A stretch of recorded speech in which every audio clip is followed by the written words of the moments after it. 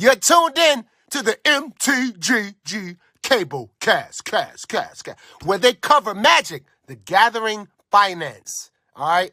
You don't know about it? You're tuned in right now and get ready to learn some shit. Buckle your seatbelts and light a blunt and get ready for the MtG Cable cast. Starring Reptar and Thursty, them onion head motherfuckers. Why, hello, everyone, and welcome to the newest episode of the Cabal Cast. And this week, oh, son of a bitch, I locked a cat down here. Sorry, we got to start over. All right. So, at this point, now that the cat is gone, we have had time to look back at RCQ season. Things have changed a lot in the way it's scheduled, what formats we're doing, everything, obviously. It's something we've expounded upon, and now, with the gift of hindsight, we had some bullet points we wanted to go over and cover. So with that, let's take it away. So the first thing that we wanted to talk about is the customer base, the attendance, the return players that we are seeing. And for me as a judge, I don't think I've judged 100% of the RCQs that we've had for the last 2 years. I've judged something close to that, though. And for Constructed, I have seen the same players come out almost every RCQ, to the point where I can actually tell you what some people will play in any given format, regardless of whether or not it's even good. Like, I can tell you the person who This is the mid-range guy, yeah. I was actually going to say the Gruul aggro player. Gruul aggro every format. And so we see those. We see the same group of friends that are grinding invites and blocking come back time after time, because we generally hit enough players to do 5 rounds, so they all know you win 3 rounds, you draw 2, then you're into the top 8, and from there, hopefully, you can kind of homie scoop your way to the finals. And since we are a WPN premium, at least we do 2 invite RCQs, so all you have to do is make it to the finals. When it comes to sealed, things are a bit different. I've only judged 2 of the sealed RCQs we've had since I've started judging here. We like to do 1 sealed RCQ a season, so that leaves, I think, between 4 and 6 of those that I haven't judged, though I have seen like 1 or 2 of the same players come out to those. We don't get the same players that come out as Constructed or for Constructed, and you know that's fine overall. We don't have to worry about attendance.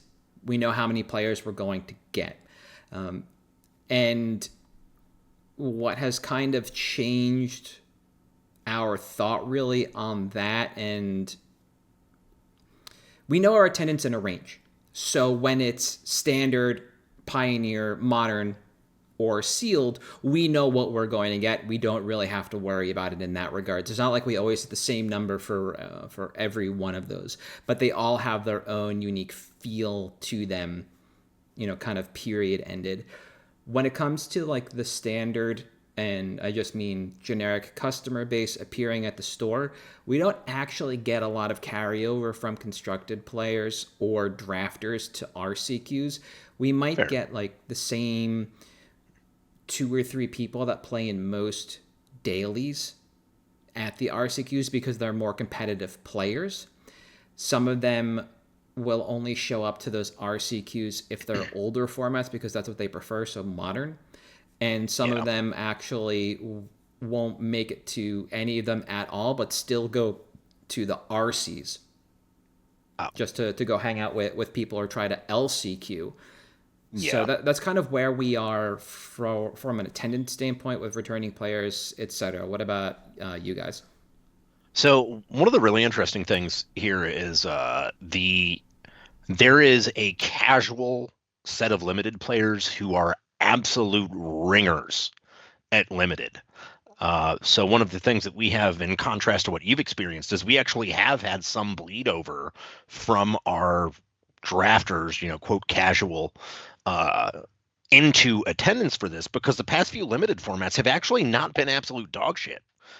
So we've had people request limited and have seen attendance. And one of the really interesting things is, there are so few limited RCQs now that the attendance for those has actually started outpacing the non-sealed, for your Constructed formats in a lot of stores, because when those formats are good, at least here, it gets a lot more people out trying to actively participate in the pro scene. But we still have, pretty much the same thing. You've got your regular ringers who have been grinding. You're going to see them at every RCQ. If you host one and then you go attend one, you'll probably see them there. Yep. One of the really interesting things that we've seen is there's 2 stores here where this has happened, and we're fortunate to be one of them, is that there are people who come for the RCQs that expect to spend their store credit prizing immediately on reserve list staples. Oh, okay. That's interesting, So yeah. there's actually been people that like have said, oh, I could have done this one or this one, but I know your store credit is always better, so I came to this store instead of the other one. Got it. Which I thought was a really cool thing to see, because I don't ever remember back, grinding 10, 15 years ago on the PTQ circuit caring about store credit. But that was really interesting because it was something that we've actually talked about on the episode previously, where you get this kind of incidental marketing as a store with this kind of reputation and it paying off. Yep. And that's really cool to see.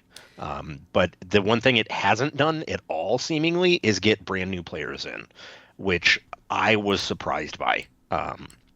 I believe I recall in our episode where we were talking about this coming up and being excited for changes, I was excited to see what it would do for getting new players out, and it has done nothing. And that's been kind of not great. It's still been, your weekly guys and your weekend warriors, but we haven't had new players come in, say, hey, I want to learn this game, and then want to get involved on the Pro Tour circuit, which was kind of the whole shtick. So a little bit disappointed for that one. Yeah, like I said, I don't think we're seeing a lot of that carryover either, and I don't think similarly our pre-release events really convert to new players overall. It's kind of the same people through and through, and even for constructed formats like standard FNMs, a lot of the players at those FNMs come over from Flesh and Blood because there's no Flesh and Blood event on Friday, or they are also Pauper players that just happen to play standard as well, but neither of them will come out for an RCQ. They just want to play the dailies at the store. And so basically what we get are, the people who are just kind of still grinding, they're still at it. And the FNM and boss, stuff like that. Yep, exactly. Yeah. I was talking to one of my locals at Minneapolis because they happen to be there, and I found out they're actually from Philly, and they admitted that being down in this area, we're extremely spoiled because of the sheer number of stores within Philly, southern New Jersey, and the greater DMV area in Maryland. There's just so many opportunities to play RCQs. You can kind of pick and choose where you want to go at any given point, and so you're just going to see those people kind of coming through. Similarly for trials, for other things, NYSE is coming up in about like a month exactly. Yeah. So I'm going to start seeing those players come down from New York City, come up from Maryland, come in from Philly, and possibly Pitt, etc. for trials. And that's basically all we get. We get those road warriors and the grinders. We don't really convert. Yeah. Now, the next bullet point that we kind of aligned on in our notes is the business boom and day of profit leaders. So as a judge at my LGS, my judge's station is where signups happen, and also where I can't remember what they're called, the impulse buys. That's it. Impulse buy supplies. So there's just a wall of dragon shields. Yep. And some other stuff right there that you can just grab and put on the counter, and they just add it to the event entry fee. And those, combined with whatever sold out of the snack and drink machines, are basically those kind of, boom products for those days. Similarly, the tabletop RPGers that will be there on Saturdays will also kind of feast from those as well.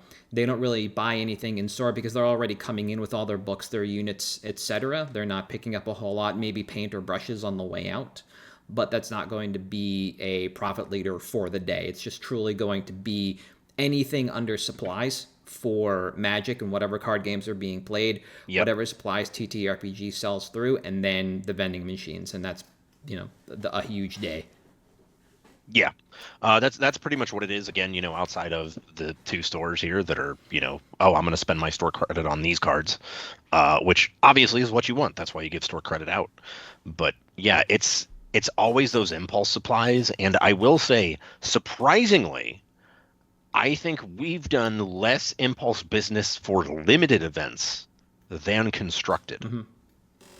And I think it's just people needing like, oh, I split a sleeve or something for their 75 and they just don't have the extra dragon shields there or what the case is. Because especially now with not being able to use dice, I never would have thought impulse buys would have been more popular on constructed than limited days. Yep.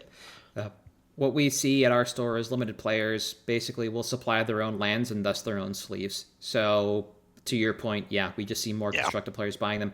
We also see, again, more returning constructed players to our RCQs, so we know they're putting a lot of wear and tear in those sleeves. You can jam limited, any format limited on Arena, or any RCQ format limited on Arena. You can't jam all the constructed formats on Arena yet, so you have to be engaged with paper play, which means you'll tear through those sleeves, real eventually. quick. Yep. And some people just like the ritual of re-sleeving before an event, and then the dexterity check of, will my deck spill when I'm shuffling at some point, right?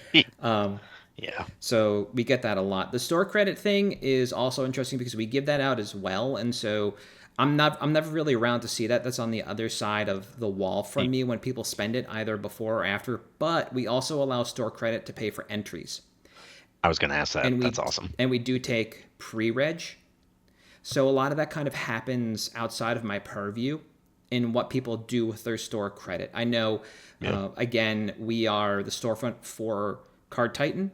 And once you are in the ecosystem, you can use your in-store credit on the Card Titan website.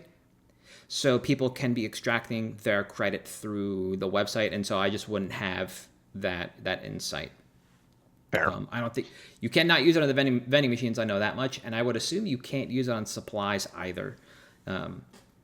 But we did just go through like a several week update to get the vending machines and all the POS systems, everything else on a new piece of technology. So I think it all comes together on the back end. So there could actually be the opportunity at some point in time. All right. So the next bullet point. Format preferences, attendance, and payouts. So, as I mentioned, we are a WPN premium store. We give out 2 RCQ invites, and we attempt to give away 100% of entry fee as prizes and judge payouts. And what we like to do is we don't announce it, but we like to try and get the top 8 payout to be as close to 1K as possible. Thus, every RCQ can effectively be branded as a 1K, although we don't really do it. People can just kind of get used to that once you're in store and I'm doing my opening announcements. Hey, this is a 1K event. Cool. People love that. The formats definitely determine attendance. Straight up, 100%. So Pioneer and the old standard format that we had before Aether Drift got about the same attendance, and it was like high 20s at best. People in the area did come out to play them, but again, these are the grinders. We kind of lost the Road Warriors for those formats because they were just stale for a really long time, not terribly engaging. Limited is up and down, and I feel like that's going to be the story everywhere because either a limited environment is universally panned or it's universally loved. And so you'll see the same kind of attendance there. I assume our Final Fantasy RCQ is going to sell out ahead of time. Yep. But our Duskmourn, I think we cracked maybe 24 people for in comparison. The first modern RCQ that we had was a couple of weeks ago, and that's the event that really spurred the idea of this episode. We got 44 players with a cap of 48. We paid out 1K to the top 8, and for the first time in my playing career, I saw an LGS pay down from 9th through 16th. That's awesome. Yeah, that's when 100% of the prize is going out, or as close as we could get to 100%. If we were in the red, we were in the red. If we were in the black a little bit, it's just because we couldn't figure out a way to get the last couple of bucks out and have it make sense. Yeah. And so, that's the kind of thing that people can take away. And hey, look, when this store has enough players, they just pay out all the way down to 16th. And it kept players in the room, too. When you have small RCQs, I mentioned our grinders know at a 5-round, you go 302, you're in top 8. So, you can just F off, go get lunch or whatever. not Yeah. bad. But the people that are in the middle of the event that are in the scrum don't leave after round 4 anymore. Don't leave after round 3 when they know they're not in contention. When you pay down to 16th, and then That's awesome. That plays into the sales that you're hoping to pick up. Like we keep preaching about, once you have people in the store, they're a captive audience. They'll spend money somewhere as long as there's something available for them to buy. So when they're in the store for longer, you can do that. But for sealed, we have had to pay out less than 1K on more than one occasion to the top 8 because we just didn't crack the numbers for it. They were, I think, like I said, Duskmorn was one of them. And then there's another set that wasn't Bloom Barrow. Karlov Manor. That was it. People really did not, in the area at least, they did not like that limited format, so they didn't really come out for it, and so we didn't pay out that much. But format preference definitely determines attendance. Attendance determines payouts, and we are, as you and I have talked about on the show a number of times, we are the kind of store that wants to prize out as close to 100% as possible. Yep. We do not want to make a profit off entry fees. No, never. All right, you guys. Fundamentally just shouldn't do it. And it's similar to us. The one thing that was kind of interesting was we're actually considering offering Final Fantasy product as prize payouts at the Final Fantasy RCQ instead of cash. Or instead of store credit, rather. Mm-hmm. Just as like it's something that is, I mean, kind of a unicorn in that people are incredibly excited for the cards because of the IP and because the cards are good. And it probably has a substantial amount of staying power. And like that's we are considering that because our customers have suggested it. Yeah. Which is also the shocking thing. But yeah, the format preferences, limited, is the format good or not? That matters. Constructed, is the format stale or not? That matters. I will say I've noticed that some of the older players that are kind of getting back into it now, that world grinders getting back on, they do prefer the Pioneer events because it kind of prevents the release problem where, you know, you have an event, you could be playing Legacy and 80% of the cards were released in the last 5 years. Yeah. So if you weren't playing, you don't know them. And Pioneer did see some of those new WPN IDs, but not new players come in. I did want to mention that before we moved on, but yeah, pretty much the same otherwise. Yeah.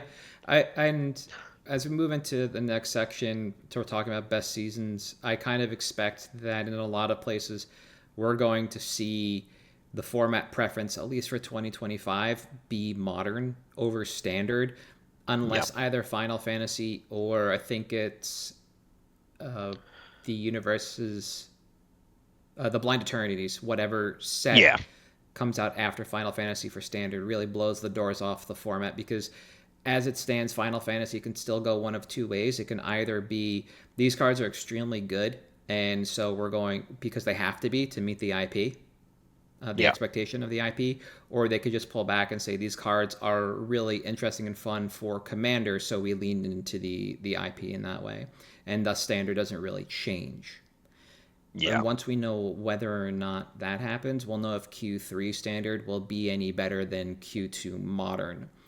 But I kind of expect it. I expect modern season to have some of the best attendance because modern is in an okay spot right now.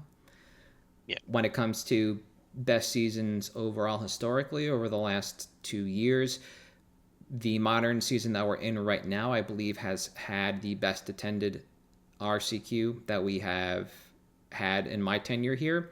But I think it might, the last modern RCQ season we had might have actually had also the worst attended RCQ of my tenure. But that was Nadu, right? Oh, yeah. So that format was absolute butts.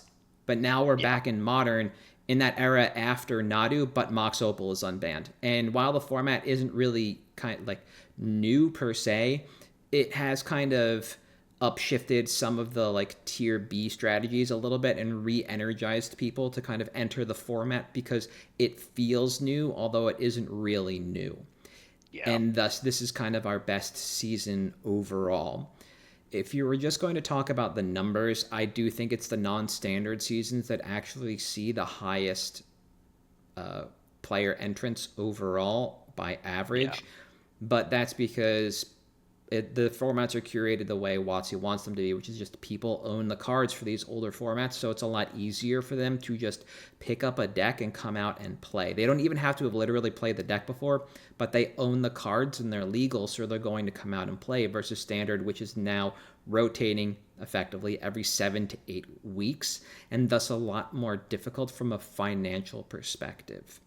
I wouldn't expect high power Standard or high interest Standard to be the best attended seasons that we have from an RCQ standpoint, but I would expect to see the same players come out consistently because they're the ones grinding.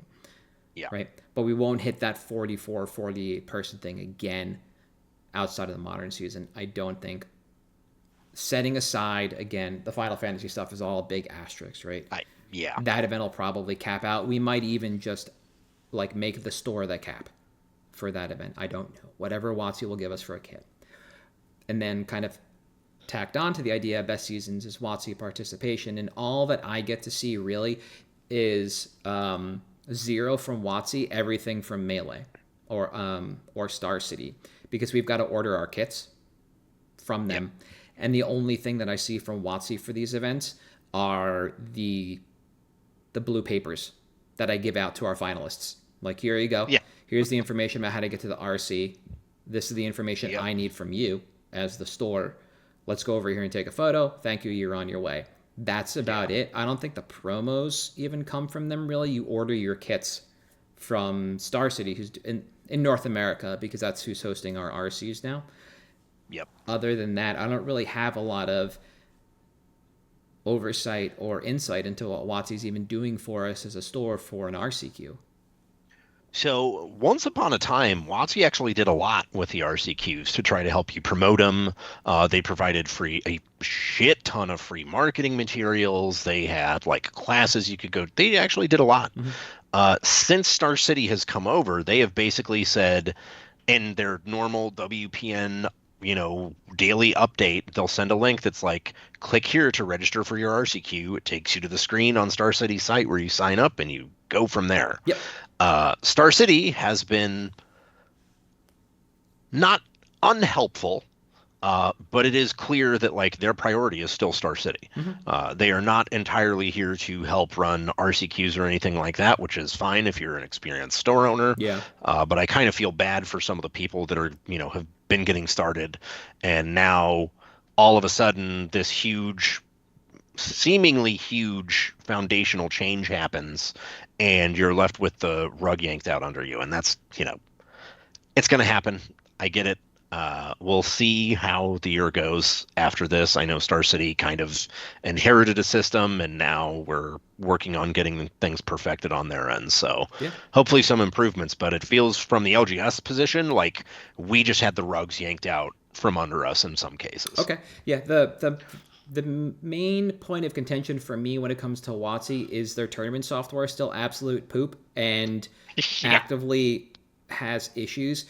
And working with my new TO and event coordinator, the first time I worked with him, judge to judge, he was just he just wanted to see where I was as a judge, and he's like, "Okay, we're gonna get the top 8, and you're gonna do the bracket by hand." I was like, "Oh, okay, easy peasy. I don't even need to look it up. I got it." And I did it. And when we were talking, we were debriefing at the end. He said the reason I did that wasn't necessarily to quiz you on it. I got a sense that you knew how to pair the top 8 and how the brackets worked. It's because we can't actually trust the event software, because there was a known glitch going into top 8 where it would mispair round 1 of the top 8 but come back on round 2.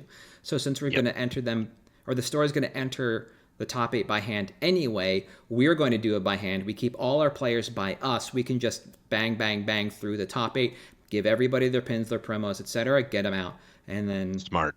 Have us get out of here. Couple months later, WotC was like, "Hey, we fixed the bug," and you'll never guess what wasn't fixed. Found this out 2 weeks ago. Yeah, but I do all my brackets by hand now anyway, so I've never really had to deal with that. But that is the only interaction I've really had with WotC, is just continued issues with their tournament software. Par for the course. Yeah, exactly. And then the last bullet point we want to touch on is planning and scheduling concerns. Now, it took me a little while to verify this, and I ran it by you just to make sure. We are now in a system where we can have, as a WPN Premium store, 3 RCQs in a season. So that's 3 RCQs in a quarter of a year. And as I mentioned, talking to one of my locals, there is a wealth of LGS in the area. And so when we were all had 2 a season, you were getting scheduled over. And it was just a fact of life. You were scheduling over each other no matter what. Yep. But what a lot of people tried to do was like, okay, if the store 2 hours north of us is having an RCQ on that weekend, we can have one down here because we won't really pull players that far. What we can't do is have the LGS that's half an hour away schedule an RCQ, and then we schedule an RCQ. Yeah, right? So that kind of stuff where it's like you got to just have your own little ecosystem of TOs and event coordinators that are talking behind the scenes and trying to figure it out. And like the players here don't mind it. They like the idea that on any given weekend they can pick more than one store to go to an RCQ for. And they love it. And they'll go to the store that, as we talked about before, either has the format they want because it's the constructed format de choix or sealed because those are your options, or they have credit in that ecosystem that they can spend, or they decided, okay, this event is going to be softer, so we're going to go to this one. There's a store here that has their RCQs on Monday nights, start at 6 p.m., but there's a hard cap of 20 players because they only have 20 seats. Yeah. That's still 5 rounds, so you're going to get out of there like around midnight-ish no matter what. But those are the options you have in front of you when in this area. And the scheduling concerns are only going to get like more real the longer this kind of goes with 3 RCQs in a season. And then to pull the curtains back, we just opened a store an hour east out on the shore points. And I was talking to a player at my modern RCQ that came from out there. So there's the opportunity that we might even start kind of cannibalizing your own. Exactly. If we put RCQs at 2 different stores. And now, honestly, this is a question I have. I got to ask my event coordinator. Since we're a WPN Premium store where I am, we're setting up the new one, and I assume we're going to go for Premium there as well. We'll have 3 RCQs available to us at both locations. So we'll have 6 RCQs under our name per season, which is not like, oh my God, insane. Because, there are places like Altered Universe down here that have multiple. They already have multiple storefronts, so they already have multiples. But like now you're just going to kind of split the player base. And that's going to be really interesting probably in like 6 months to a year when that store is just like up and firing on all cylinders and we know what that customer base looks like. So what about you guys? Cool, scheduling. So that's one of the big things is as we're getting 3 now for premium stores. Now, granted, we don't have a wealth of premium stores in the area like you guys do. I think it's 2, maybe 3 within a 30 minute to an hour range. It's just not something the store's prioritized out here.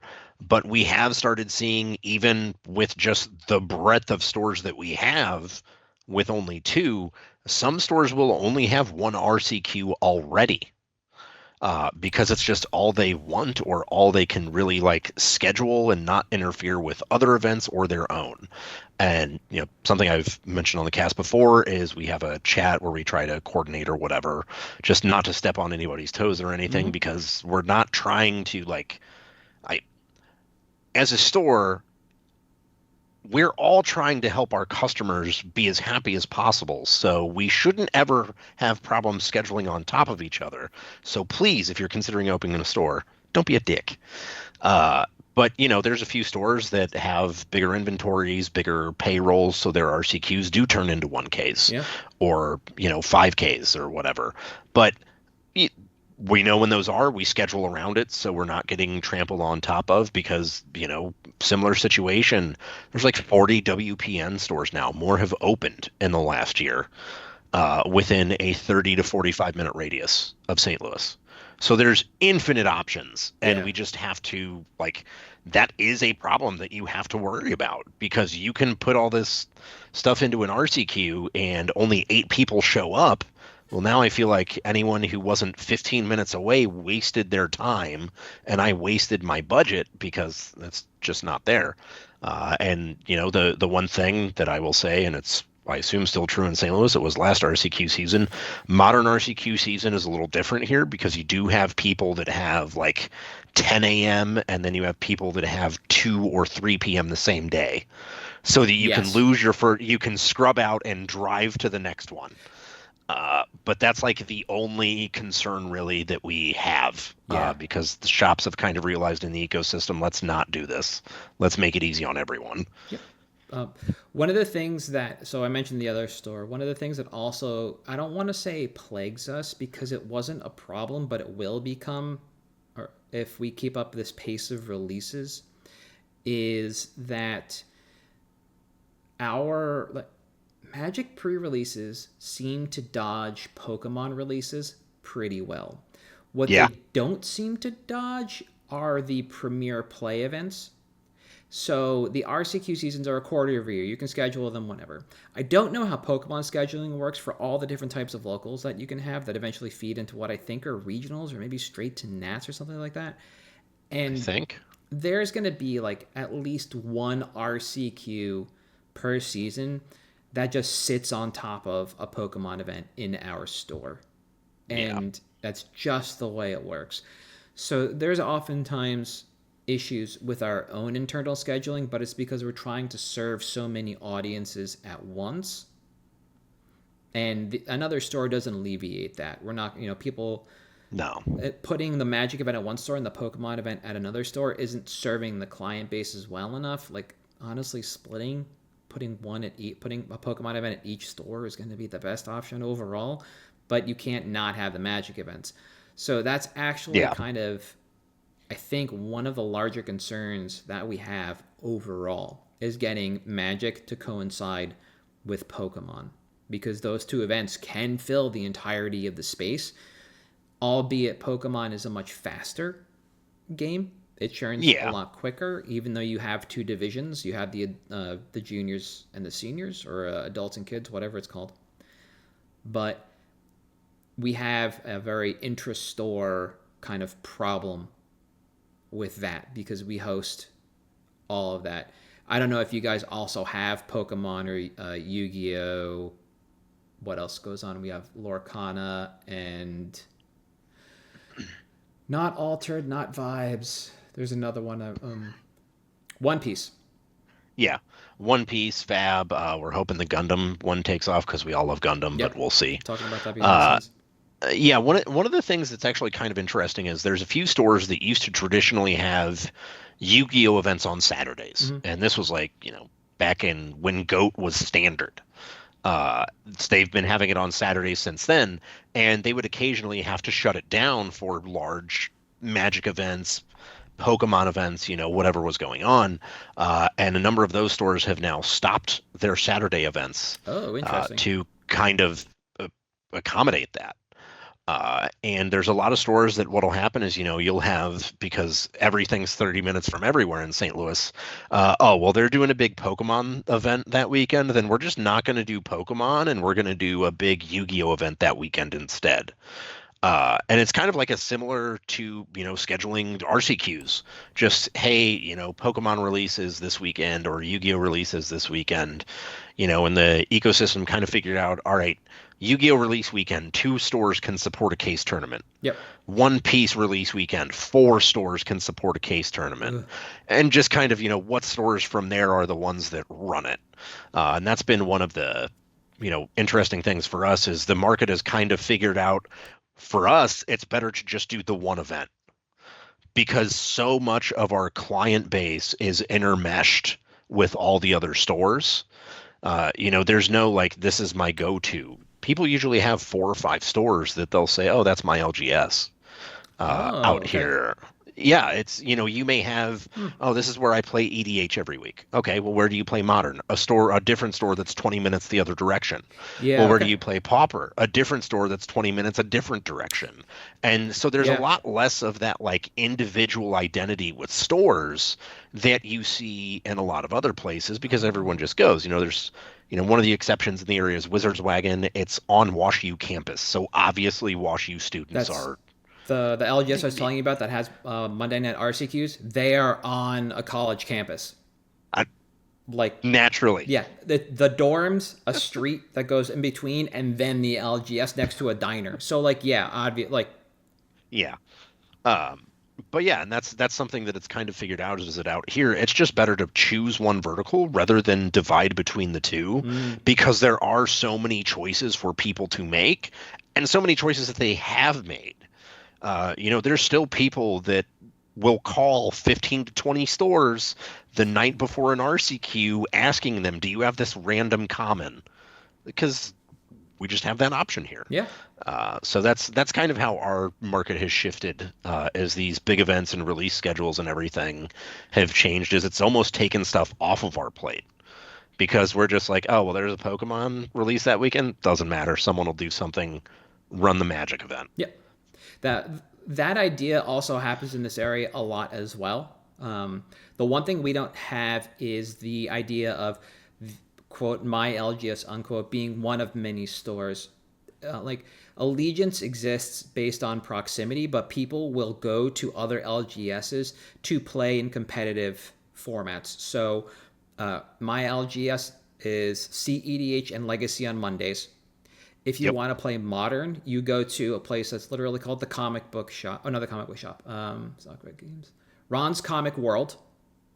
That's the Modern place. It's on Thursday nights, and they push the comic racks to the side. We've talked about this before, and get the tables out.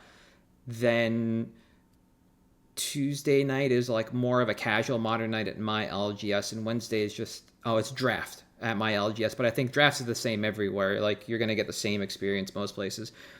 Yeah. And whenever, I can't remember the name of the store, but I should. I want to say it's Altered Universe's Bluebell does a Legacy F&M, which is once a month, I believe. It is very highly attended. It just draws everybody to it. So there's no idea of multiple allegiances because it's like, oh, I play like you said, Pauper here, Modern here, Standard here, etc. It is still like your local I mean, that's redundant to say. Yeah. The LGS you have in closest proximity is your LGS, but you have no qualms. Just, all right, I feel like playing more competitive Modern this week, so I'm going to go to Ron's Comic World on Thursday, as opposed to playing more casual Modern on Tuesday at the LGS that I go to, right? So it's the same thing, same vibe, just kind of different mentality behind it. And there's no right or wrong here. It's just kind of interesting to see that no matter where you are, at least the same core idea exists, right? Yep. And then, the same thing. People will kind of pen test to see who's got what. There's no allegiance for shopping, though they generally have a really good idea of what's in stock where. So they won't necessarily make their buy choices based on that. They'll put together a whole ass cart and figure it out. And then they will determine, okay, if Pokemon's going to be here, then we know we can go to these locations instead to play Magic on a given weekend, right? Because they're looking at their LGS schedule. So like that part remains the same here, and I guess it might just be, I'd be eager to see if anybody out there has different experiences than that. If there are people who are really just like unwilling to travel, their LGS is their LGS, and they don't want to go, anywhere. We live in major metros, so we have that opportunity in front of us. Other places don't have that option, so it is what it is. It was just interesting to see overall. And I think, looking at my notes, I don't think I have anything else. We kind of aligned all the way down. There was nothing that really stuck out to me. Yeah, the only thing, the last thing I did want to touch on is because when we did the look ahead at the RCQ episode, I said I was excited to see what would happen with people being excited for Standard with actual stakes, and it doesn't trump shitty formats. Yeah, so we came back from Spotlight Series Atlanta. There was one Standard event. The decks that made the top 8 were effectively the ones that made it to the Pro Tour. I had a version of the Esper Pixie deck at my LGS. It took 50 minutes for game 1 in round 1 of the top 8. And then after that, awkwardly enough, that was the last large Standard event we've had. And Standard has waned even at the F&M level and has just turned into, I like these black cards soup. So I won't even play it. That's not a format. I'm not going to play that because I don't want to engage with those cards for that long. Similarly, though, our Pauper crowd has dwindled from an event that had like 30 some people down to like 4 or 6 players on any given Monday night. And they just updated that format, but for whatever reason, it just feels like the people that are around here don't enjoy the updates, or maybe it wasn't that decent a change. Yeah, I think the format's better for it. I think it's because I've talked to some people that used to show up to all my Pauper events and they've stopped attending basically, and it's literally release fatigue, because Pauper for them was one of those formats that you worry about 2 releases a year, your Masters set and your Modern Horizons. But the way they've been pushing design for the last couple of years, every 7 to 8 weeks, the format gets a shakeup. And at least here, that's where we've seen kind of a decline is, again, nothing fixes shitty design or shitty set release schedule, like oversaturation of product. At least for us, that was the feedback that they basically gave us, was like, hey, it's too much. Yeah. And that's, like I said, I think people are reinvigorated by Modern because the format changed yet again, but we're in that space after Nadu and before Breach became a thing, really. But plus Mox Opal. That's it. So Energy's the tier 1 deck. It just kind of unlocked, like Demir. We have Is It now, and some other odds and ends got pushed up. So people are excited to ingest that format, where Standard just kind of stayed the same. And you can, the only thing that's really changed is your aggro deck includes blue now. Cool story. So yep, it's everywhere. Yeah. So maybe we'll check up on this as we close out the year, because we will have Q3 and Q4 standard RCQ seasons, so things could change. There's still things to be excited for with standard, with Final Fantasy, with the Edge of Eternity set, so we could upcycle this excitement later on. But for at MtG Cabal Castle on Twitter, Facebook, Patreon, YouTube, and Blue Sky, I am at Halt, I am Reptar, you are at Damon_Thurston. We'll see you next week.